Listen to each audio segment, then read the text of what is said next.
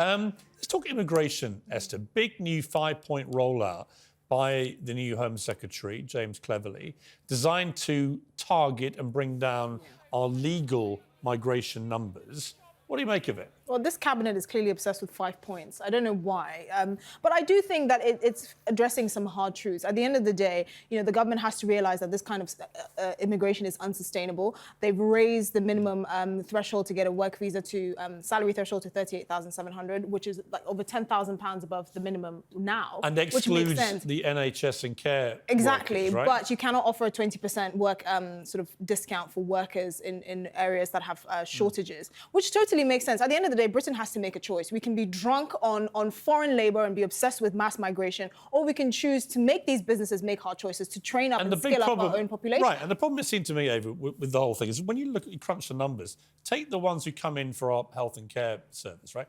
There were like 100,000 had come in, but there were 120,000 dependents who came with them. Exactly. And of those, only 25% were getting work. So 75% were basically living off the state. That seems to me to be part of the problem. The execution of a previous plan was flawed. So you're going to invite people to come over here and work in our NHS and serve us, serve the country, and then tell them they can't bring their spouse with them. But look, you talked about, hang on, do you recognise talked about hard truths a minute ago. Let's talk about actual hard truths. Okay, so the Conservatives right now haven't built any housing. They haven't built, they haven't brought in any more GPs. We've got a failing NHS. Why is that? It's because of the government. It's nothing to do with immigration. It's actually a lot to do with immigration. With all the points you've made, you worsen it by having uncontrolled mass migration. Because if we're not building enough houses, it doesn't help to have 750,000 people more coming in. Issue that doesn't exist. If you hang on.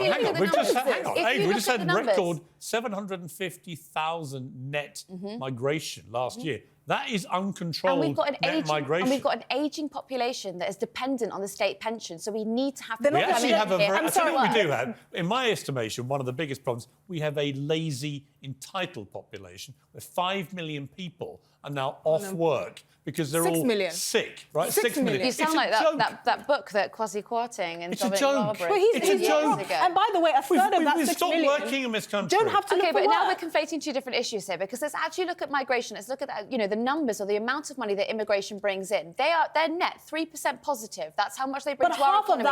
So you would carry on... Just to be clear, you would carry on allowing 750,000 people a year net to come into this country.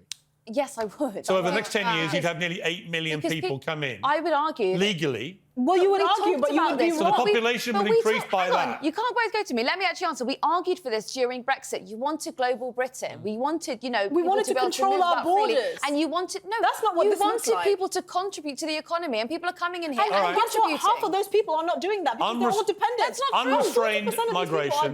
Fine, we've got your position. And there's going to be 100 million people here, and no one will have a job, no one can go to hospital, nothing. The Ava Santina policy. Very quickly, let's talk about rizz. Are you rizz? Am I rizz? Are you rizz? I hate that word.